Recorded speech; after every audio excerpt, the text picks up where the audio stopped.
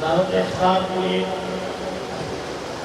गुजारिश करूँगा मजलिस अहरार इस्लाम जिला मुल्तान के अमीर जनाब हजरत मौलाना मोहम्मद अकबर साहब कि आप तशरीफ लाए और आज के पहली नशिस्त का खिताब का आगाज़ बनाए जनाब हजरत मौलाना मोहम्मद अकबर साहब अमीर मस्जिद अहरार इस्लाम जिला मुल्तान। अल्हम्दुलिल्लाह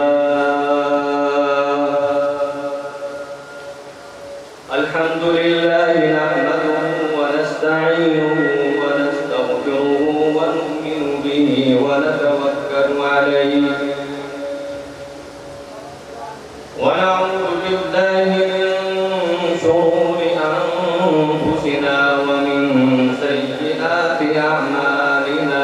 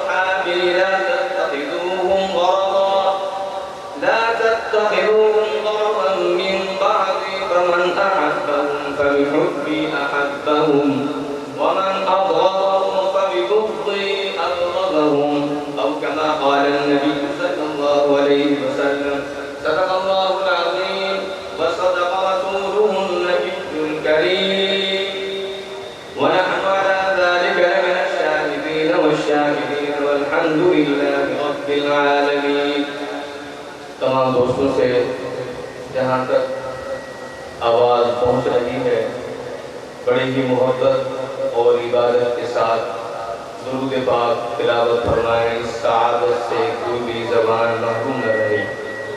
اللہم صلی علی محمد وعلی آل محمد کما صلیت علی ابراہیم وعلی آل ابراہیم انک حمید مجید۔ اللہم بارک علی محمد وعلی آل محمد کما بارکت علی ابراہیم وعلی آل ابراہیم انک حمید مجید۔ مجلس محبان آل و اصحاب رسول ملتان کے زیر اہتمام 49ویں سالانہ قدیمی مجلس ذکر حسین میں ہم سب موجود ہیں۔ میں صرف اور صرف حکم کی تعمیل کے لیے چند باتیں بطور سعادت کے آپ حضرات کے سامنے عرض کروں گا۔ دعا فرمائیں اللہ تبارک و تعالی حق بات کہنے کی، سننے کی اور اس پر عمل کرنے کی توفیق عطا فرمائے، آمین بآواز بلند۔ ہمارے اکابر نے، ہمارے بزرگوں نے آج سے 49 سال قبل ایک محنت شروع فرمائی تھی، اور اس کی بنیاد اور اساس حضرات صحابہ کرام کے عظمت اور ان کے ناموس اور تقدس کے لیے مسلمانوں کے عقائد، مسلمانوں کے نظریات، مسلمانوں کے افکار کو بڑی قوت کے ساتھ، بڑی مضبوطی کے ساتھ بیان کیا۔ اور آپ حضرات بہت سارے ایسے ہیں جنہوں نے ہماری بڑی ترتیب کے ساتھ بڑی بات فرمائی ہے۔ انہیں کا بتایا ہوا، پڑھایا ہوا سبق دہرانے کے لیے سے بیٹھ گیا ہوں، بغیر کسی تمہید کے ایک سوال اٹھایا، وہ یہ ہے کہ نبی کریم صلی اللہ علیہ وسلم نے امت کو وحدت عطا فرمائی، اللہ تبارک و تعالیٰ کی توحید کی نعمت سے مالا مال کیا، ایک قرآن پر امت کو مجتمع فرمایا۔ یہ امت، اس میں تفریق کیسے پیدا ہوئی، امت میں بگاڑ کیسے پیدا ہوا، اہل بیت کو ماننے والے الگ ہو گئے، اور انہوں نے حب اہل بیت کے نام پر قصوں اور کہانیوں کے ذریعے سے مسلمانوں کو حضرات صحابہ کرام کے عقائد سے دور کرنے کی کوشش کی۔ اس حوالے سے ایک ہی بات ہے، وہ یہ ہے کہ نبی کریم صلی اللہ علیہ وسلم جب صلح حدیبیہ سے واپس تشریف لائے تو خیبر کے اندر تمام کے تمام یہودی قبائل موجود تھے، بنی نذیر، بنو قریظہ، بنو قینقاع۔ نبی کریم صلی اللہ علیہ وسلم نے حضرات صحابہ کرام سے ارشاد فرمایا کہ یہ غدار لوگ ہیں، ان کے خلاف علم جہاد بلند کرنا ہے۔ اور یہ غزوہ خیبر بھی محرم الحرام میں ہوتا ہے، سن 7 ہجری میں ہوتا ہے۔ اسی مناسبت سے بھی میں آپ کی توجہ اس طرف مبذول کرانا چاہتا ہوں۔ نبی کریم صلی اللہ علیہ وسلم نے جب لشکر تشکیل دیا تو اس لشکر میں مختلف حضرات کو پرچم عطا فرمائے تھے۔ بڑا مشہور و معروف ہے کہ حضرت علی رضی اللہ تعالیٰ عنہ کو بھی آپ نے اسی موقع پر پرچم فرمانے کے بارے میں خوشخبری بھی عطا فرمائی تھی، لیکن تاریخ کے اندر اور سیرت کے اندر یہ بات بھی موجود ہے کہ مختلف مراحل میں نبی کریم صلی اللہ علیہ وسلم نے حضرت ابوبکر صدیق رضی اللہ تعالیٰ عنہ کو بھی پرچم عطا فرمایا تھا۔ ایسے ہی سیدنا عمر بن خطاب رضی اللہ تعالیٰ عنہ کو بھی پرچم عطا فرمایا تھا، اور یہ بات بھی بڑی مشہور و معروف ہے کہ حضرت علی ہی خیبر کے فاتح ہیں۔ حالانکہ تاریخ کا طالب علم، سیرت کا طالب علم وہ اچھی طرح جانتا ہے کہ خیبر کے کم و بیش تقریباً 12 قلعے تھے جو مختلف حضرات صحابہ کرام نے فتح فرمائے۔ قموس کا قلعہ تھا جس کو حضرت علی رضی اللہ تعالیٰ عنہ نے فتح فرمایا، اور ایسے ہی نبی کریم صلی اللہ علیہ وسلم نے اس موقع پر یہ بات بھی ارشاد فرمائی تھی کہ میں کل اپنے ساتھی کو، اس شخص کو پرچم اسلام عطا کروں گا جس سے اللہ تبارک و تعالیٰ بھی محبت کرتے ہوں گے، اللہ کا نبی بھی اس سے محبت کرتا ہوگا، اور وہ بھی اللہ سے اور اللہ کے رسول سے محبت کرتے ہوں گے۔ چنانچہ حضرت عمر بن خطاب رضی اللہ تعالیٰ عنہ بھی فرماتے ہیں کہ زندگی میں کبھی بھی میرے دل کے اندر اس قسم کی خواہش پیدا نہیں ہوئی سوائے اس موقع پر کہ جب نبی کریم صلی اللہ علیہ وسلم نے یہ اعلان فرمایا تو میرے دل میں یہ بات آئی کہ کیوں نہ ہو اللہ مجھے یہ اعزاز عطا فرمائے۔ لیکن صبح ہوئی تو نبی کریم صلی اللہ علیہ وسلم نے ارشاد فرمایا علی کہاں ہے؟ تو عرض کیا گیا یا رسول اللہ صلی اللہ علیہ وسلم ان کی آنکھوں میں تکلیف ہے جس کی وجہ سے وہ آپ کی خدمت میں حاضر نہیں ہو سکے۔ تو آپ علیہ السلام نے ارشاد فرمایا ان کو بلا کر لایا جائے۔ چنانچہ علی بن ابی طالب رضی اللہ تعالیٰ عنہ نبی کریم صلی اللہ علیہ وسلم کی خدمت میں حاضر ہوئے۔ آپ علیہ السلام نے ارشاد فرمایا خیریت ہے؟ عرض کیا یا رسول اللہ میری آنکھوں میں تکلیف ہے۔ آپ علیہ السلام نے ان کی آنکھوں میں لعاب دہن لگایا جس کی برکت سے حضرت علی رضی اللہ تعالی عنہ کی نگاہیں عقاب سے بھی زیادہ تیز ہو۔ تو فرمایا تو ارشاد فرمایا کہ اس کے ہاتھ میں اللہ تبارک و تعالی خیبر کو فتح بھی عطا فرمائیں گے۔ یہ بشارت بھی آپ کے ساتھ ارشاد فرمائی تھی۔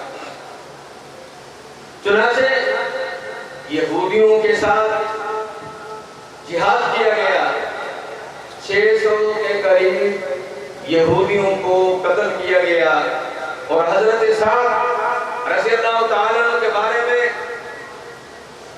خیبر کے یہودی نے خود خواہش کی کہ ہمارا فیصلہ حضرت سعد فرما دیں، ہمیں وہ فیصلہ قبول ہے۔ حضرت سعد رضی اللہ تعالیٰ عنہ نے علماء فرماتے ہیں یہودی یہ مطالبہ کیوں کر رہے ہیں کہ حضرت سعد فیصلہ کریں؟ تو فرماتے ہیں زمانہ جاہلیت میں یہودیوں کا اور حضرت سعد کا تعلق بڑا اچھا تھا۔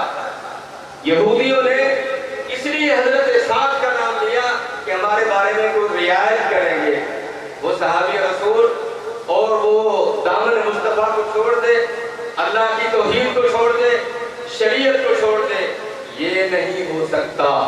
انہوں نے یہ فیصلہ فرمایا کہ جتنے بھی خیبر کے یہودی ہیں جو تلوار اٹھا سکتے قتل کر دیا جائے گا، ان کی عورتوں کو باندی بنایا جائے گا، ان کے بچوں کو غلام بنایا جائے گا، بقیہ تمام حضرات کو قتل کر دیا جائے گا۔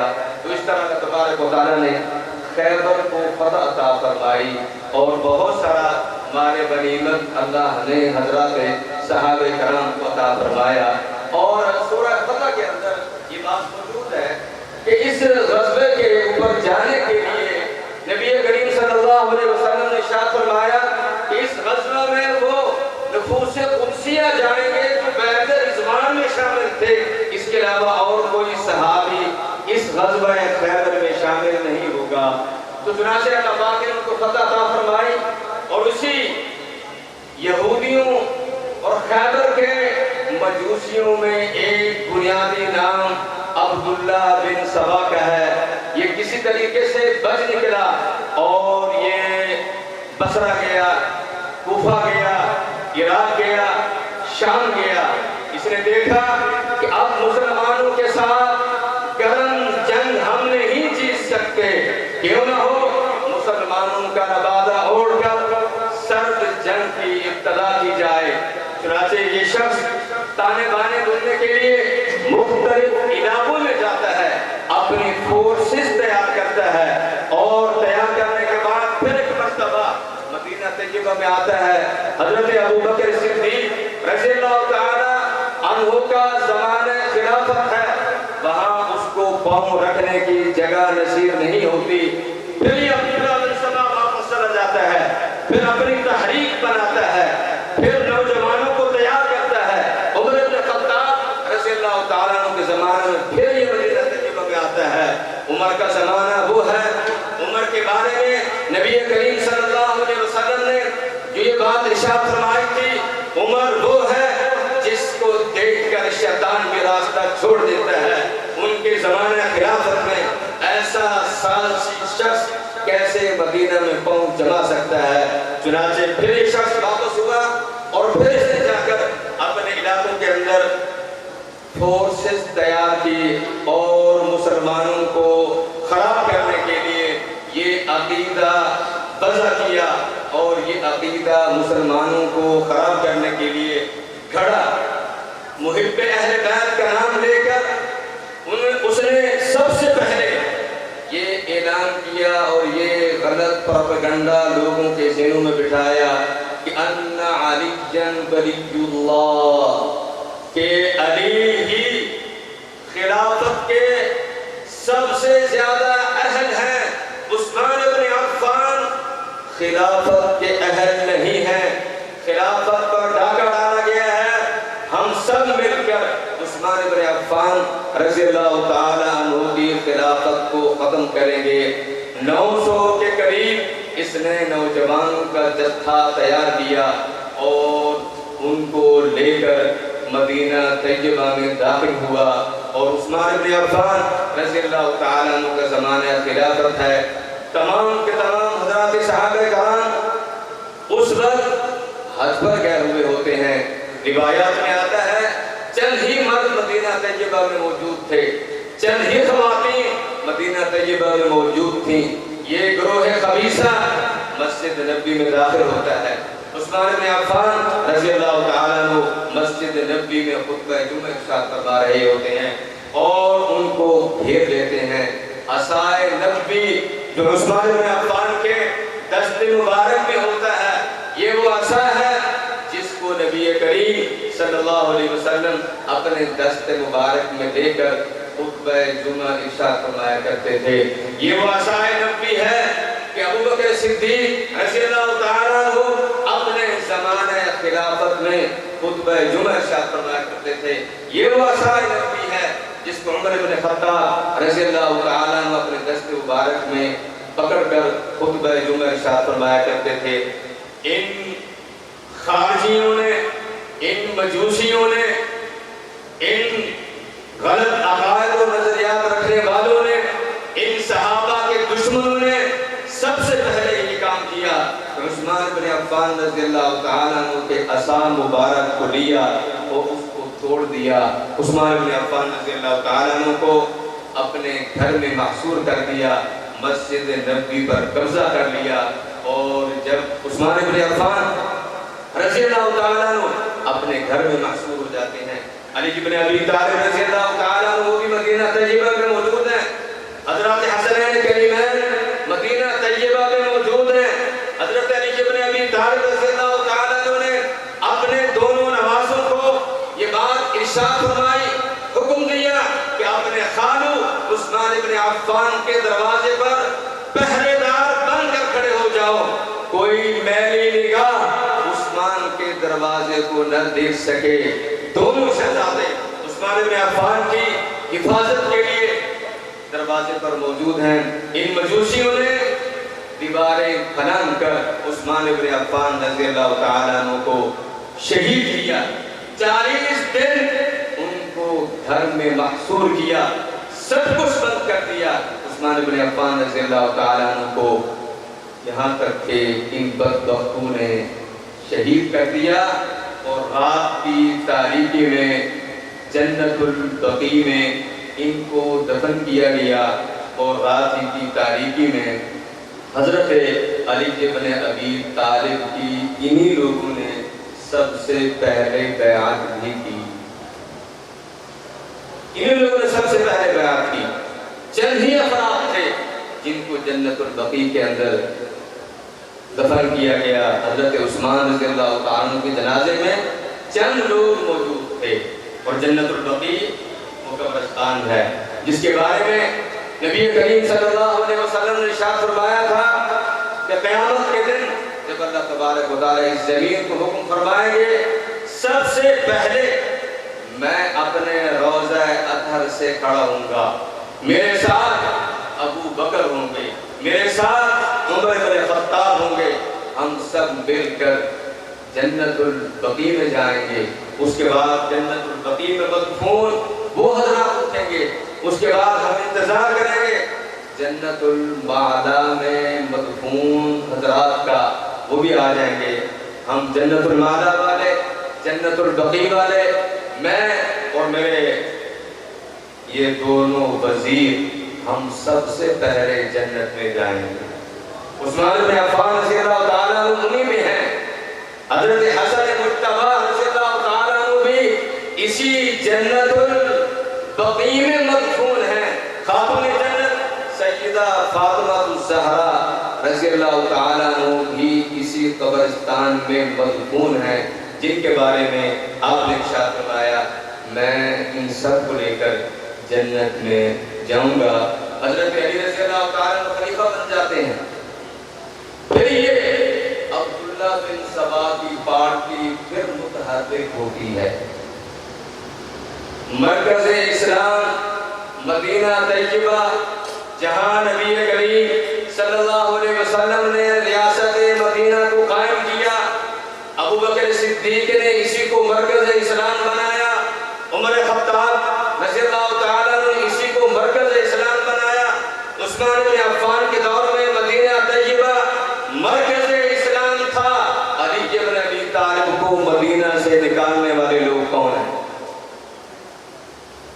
علی ابن ابی طالب کو مدینہ سے نکالنے والے یہی سبائی پارٹی ہے، جنہوں نے حضرت علی کو سازش کے ذریعے سے، مکر و فریب کے ذریعے سے مدینہ طیبہ سے نکالا، اور پھر حضرت علی شہادت تک مدینہ طیبہ میں دوبارہ نہیں آ سکے۔